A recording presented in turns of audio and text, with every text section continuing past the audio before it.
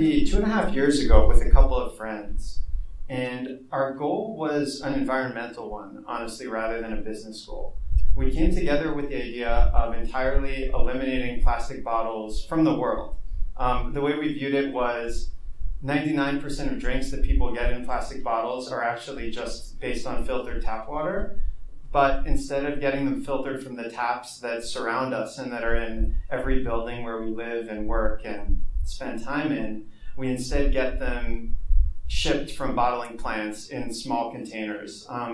It never made a lot of sense, and what we thought was holding back really people in general from like freeing themselves of plastic bottles was that it wasn't actually like the reusable bottles or anything like that were too inconvenient. Our hypothesis was that the actual quality of drinks that you could typically get from different point of use machines, whether water machines or soda fountains or coffee machines, was just not sufficient. And that if we could build a really efficient, really easy to use dispenser of beverages that could consistently match the quality of what you get in a bottle, then the environmental benefits and the cost benefits of point of use systems would take over. With that, I'm going to attempt to show this presentation. Let's see how good I'm pretty good at having a mouse. Okay, it's not as hard as I thought. I made a big deal of that for no reason. But this is what we do. It's a water machine. Can you hear me? Just maximize it. Sorry. Thank you. Thank you. Do you want audio? Oh no, this is perfect. What we built is a water machine for offices. This we view as our first product, and it's been in the market for about 1.5 years in beta, and then about 8 months in our real version 1. It's a machine for sparkling and flavored water that purifies water directly from the tap, and that lets users through a touch screen add different kinds of fruit concentrates or other ingredients to create drinks like vitamin water or hint water or just regular old sparkling water. One of the exciting things about this machine that makes it very efficient to operate is that it's internet connected, and that's a two-way connection. We're constantly pulling data from the machine, so we know how people use it, we know when different kinds of concentrates and CO2 need to be restocked, and then we can also send messages to the machine for troubleshooting, for just having fun. And that's actually, with the remainder of our time today, what I wanted to show you. So what you guys are looking at is our IoT cloud system that we built. It's all using open source technology. And here's the machine right on this floor. So we can do a couple of things. We can open the inventory, and we can look at the different fruit concentrates inside the machine, as well as the CO2, and we can see when they were last filled, when the various concentrates and CO2 will need to be replaced. And we actually plan all our ops based on that. So it's really cool. So customers never really have to call us and say, hey, your CO2's out, hey, this lemon concentrate's out. We end up just watching proactively and doing all the servicing really seamlessly. Another cool benefit, I got 30 seconds. Another cool benefit, if I have time, is that we can actually, sorry, I went too far back. We can actually also figure out what flavors are popular, and we can adapt every particular location. We can look at exactly like what different kinds of flavors people are using every day, understand overall use, give our office customers a really good sense of how they're spending their money, kind of what are they paying per drink and what their people like. And then we can actually also just continue to adapt the machine to offer more and more of the flavors that appeal to them. Time's up for me, but we'll take questions.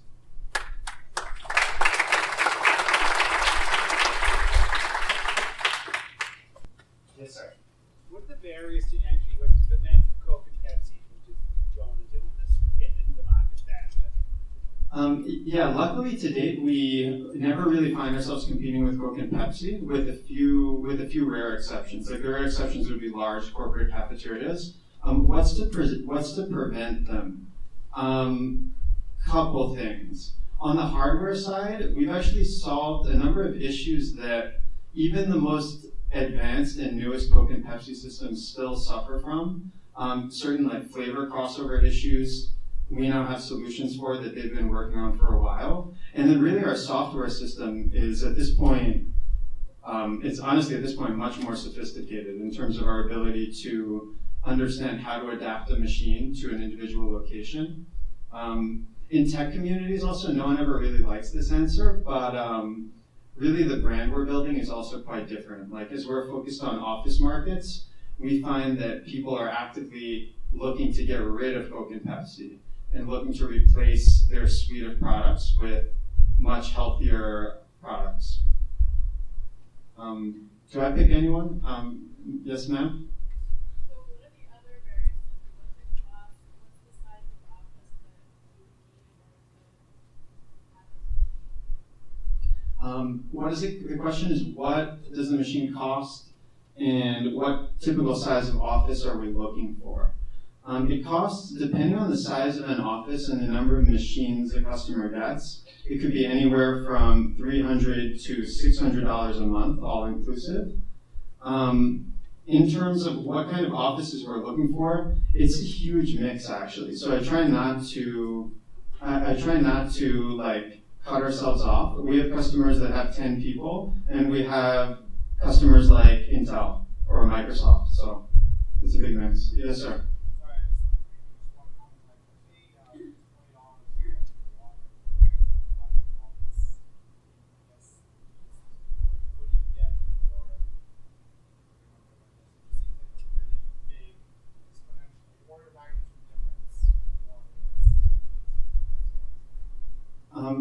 Just to summarize the question, it was I pay $20 a month for water right now. Like, how do you really justify the price point, really, of like $300 to $600 a month? We've positioned ourselves as a premium product, and we really succeeded in approaching the market that way. We end up getting the biggest benefit and the biggest cost savings in very large offices. We actually find in a lot of, like one challenge, for example, I could buy one pack of, say like Poland Spring sparkling water. I could buy one pack a week and in total spend like $20 a month on all my beverages, on water.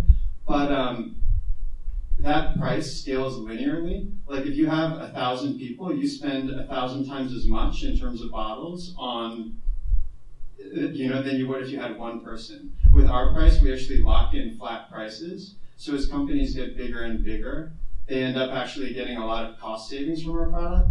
That said, we don't really have a goal of being a low-cost product. Honestly, better to be the opposite if we can, right? Yes, sir. I guess, in light of that last question, maybe the obvious question is, have you done a prototype yet that takes money? The question was, have we done a prototype yet that takes money, like a pay-per-use system? We did. In our first year, we were kind of doing trial and error like crazy. We were building one of, like something new kind of every month.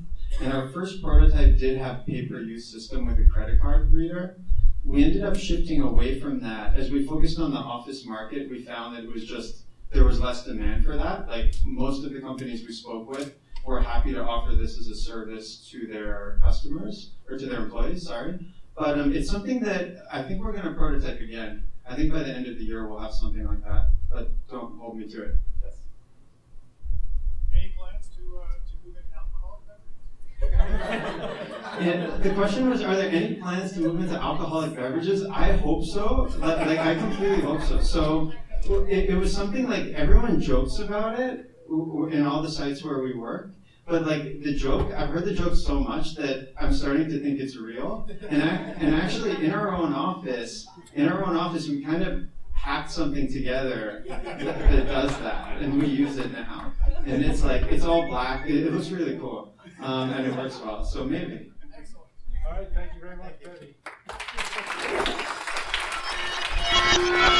Bevi.